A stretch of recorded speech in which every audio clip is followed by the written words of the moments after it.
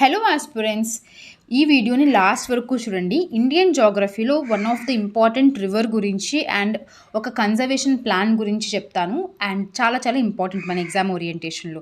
మనకి రీసెంట్గా central government అన్నది పంపా రివర్ని నేషనల్ రివర్ కన్జర్వేషన్ ప్లాన్లో యాడ్ చేయాలి అని చెప్పేసి అనుకుంటుంది.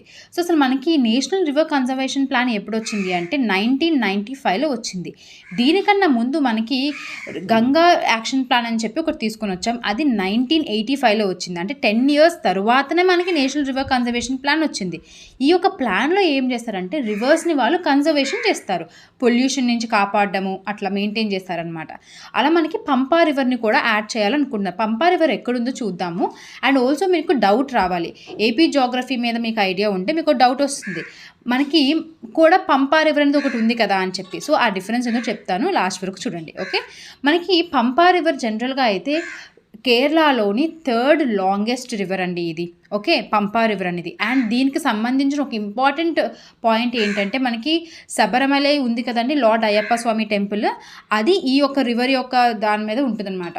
సో ఇది చాలా ఇంపార్టెంట్ మనకి. అలానే ఆంధ్రప్రదేశ్లో ఉన్న పంపా రివర్ కూడా ఒక పిల్గ్రిమేజ్ సైట్తో లింకప్ అయి ఉంది. అదేంటి అంటే Annavaram.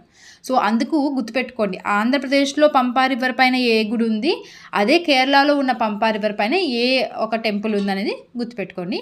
And I think this is useful for your preparation. And subscribe my channel for more updates.